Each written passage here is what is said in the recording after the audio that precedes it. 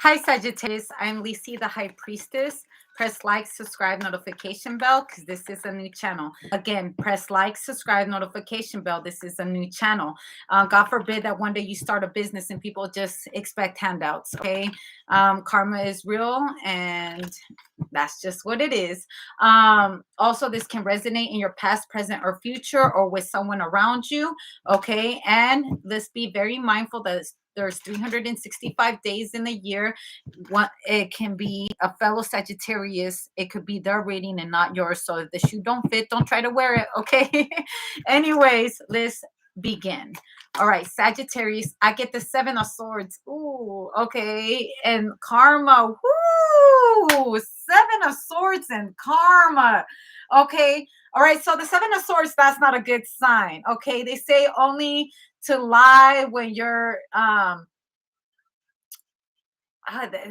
only to cheat when you're cheating yourself out of good company, or what does it go? And only lie I don't even know. Okay.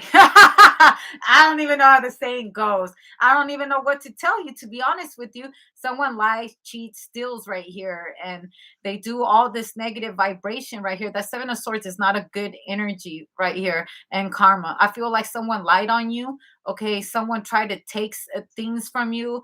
Okay. Whatever it is, I feel like karma is here for what they've done to you. Okay. I really don't want to feel like this is you, Sagittarius. Let's not put that kind of energy out there. But if the shoe fits, wear it. Okay. I pray that you're not lying and cheating and stealing and you're reaping your own karma. But I feel like yeah, karma is here for whoever's been lying, cheating, and trying to get away with something. Okay. Because I feel like someone smiles in your face.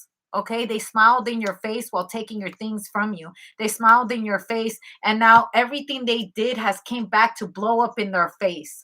Okay, if like everything you put out into the earth, out into the world, always comes back, even if it's 7 years ago. Here it comes. Here, all that karma, everything they've ever done to you is all going to come back to them. It's going to hit them at once. Okay. The Nine of Cups and the Six of Pentacles. And for those that have good karma, look at you. I see God rewarding you. I see karma rewarding you and repaying you back for your generosity, for being humble, for allowing to take these hits. Okay. It reminds me of when Jesus was going through his moment when Judas betrayed him, and he had to go through all these people that were throwing rocks at him, throwing and putting thorns on top of his head, and he just took it. They crucified that man. Damn near murdered that man. He died in that cross behind these kind of people right here. And you know what Jesus did? He gave his life to that cheater, that murderer that was right there. And therefore, God gave him another life. And what? And then when Judas realized what he did, he was like, oh my gosh, I can't believe I sold out my best friend for a pocket full of change. Yes, you sold your best friend for a pocket full of change. That's exactly what they did to you. They sold you out for some money, dragged you through the mud, said this and said that, Major, when all you ever been was their helping hand. All you ever did was want the best for them. Now look at them now. Look at them now. Having to be dealt with the same energy they put out to the world. Nine of Pentacles and the Wheel of Fortune. And then what happened? They took Jesus down that cross and they put him in that cave, and he was born again. Like nothing ever happened, chilling in his cave with the people that he loves, happy and stuff.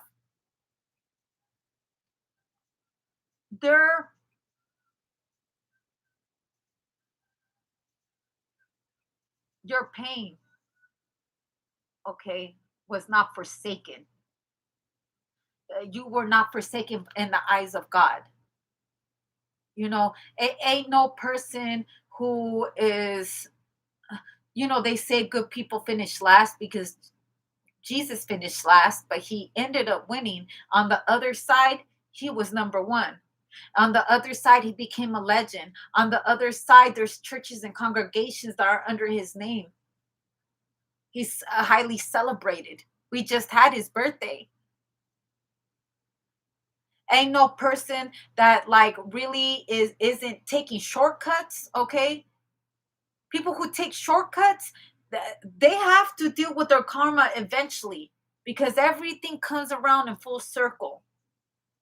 When you don't take shortcuts and you take your hits while you're learning how to climb up that ladder, you appreciate the value of the things that you have earned. You know what it took to get up there. And anybody that tries to take your success, they can never live up to what you do because they will always need you to get up on that ladder.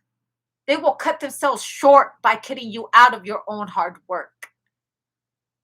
The emperor and the moon. Here it is. What they try to claim that, they are the owner of your business? Did they try to claim that they're the ones that made this happen, okay, and didn't give you credit for anything, never paid you homage, took all credit for all the work, hard work that you did? There will be justice for that. There will be justice for everything they put you through. Your success will be your biggest justice.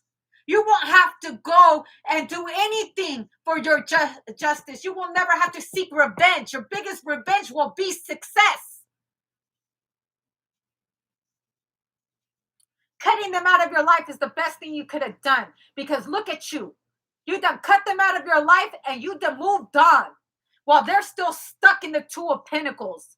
Still stuck beneath you, still stuck with the lower vibrations of this world. Not even a Five of Pentacles, a Two of Pentacles.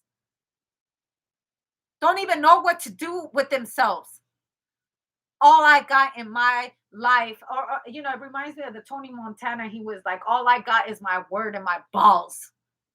Someone didn't have one or the other.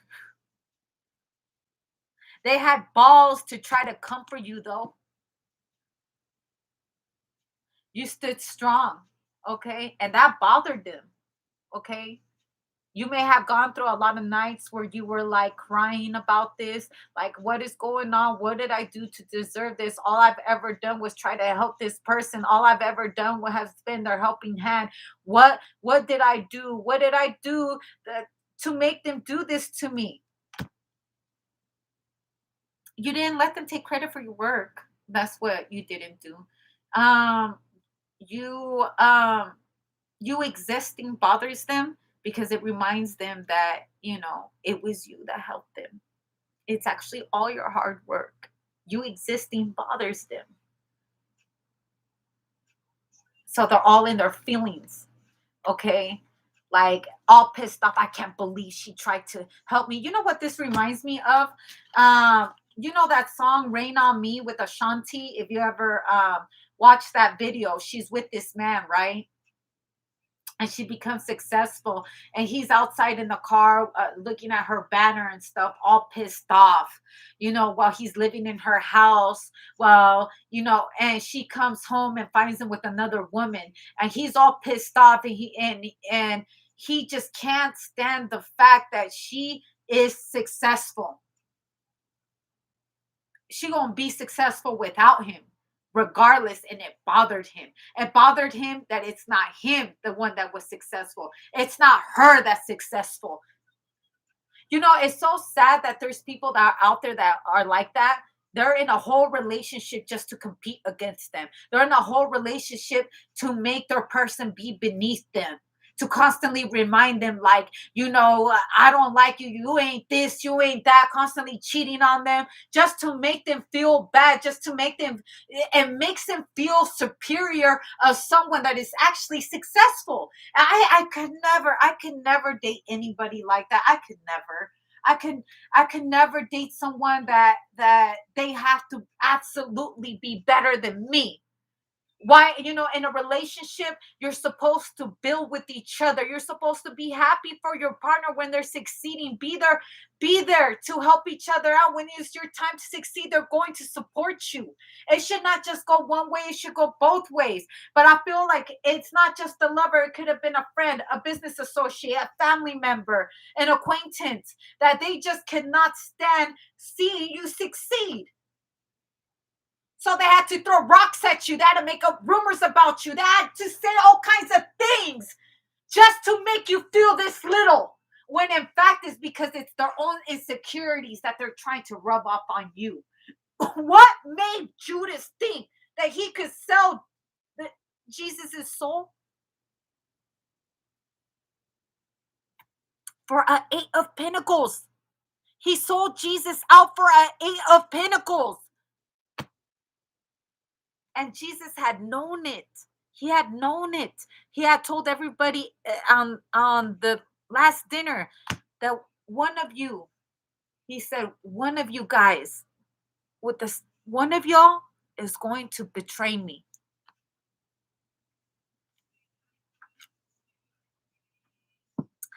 And he went up to him and gave him a kiss and took off. And he's like, "Oh, you're my best friend," all of this, and took off.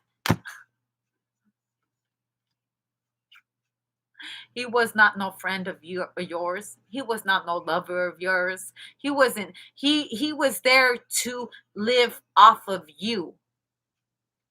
They say these weren't real friends.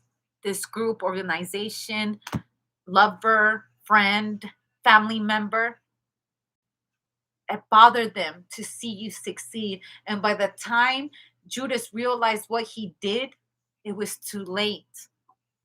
There was no going back. They will always love you. And he was outed. He was outed. He was left with his own misery because he was caught in his own emotions. He went from the Eight of Pentacles to the Seven of Pentacles, wondering, was it really worth it with all this money to sell out my best friend, to sell out my lover, to sell out my family member, to sell out my business partner? Was it really worth it? Was it?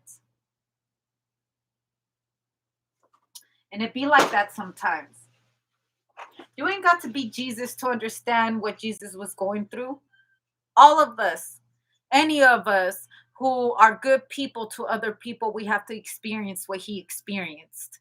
And it's a blessing to have survived it, because at the end of the day, you'll know who your real friends are. Those that took you off of that cross and carried you into that cave and nourished you and prayed for you and washed you up, those are your friends. They hurt when you were hurting. They was hurting for you. They was praying for you. You think that they enjoyed watching people throw rocks at you, drag you through hell? And after the madness was over, they still were there for you. But where was Judas? Hanging off of a tree with a little bit of change and a little bit of money that he had sold out his best friend with. But it taught you a great lesson, didn't it? It taught you how to survive. It taught you that you ain't no victim. And it motivated you. The song on is motivation. It motivated you. And it also named you one of the strong, because only the strong survive these kind of things. Blessings, Sagittarius. And thank you for your time.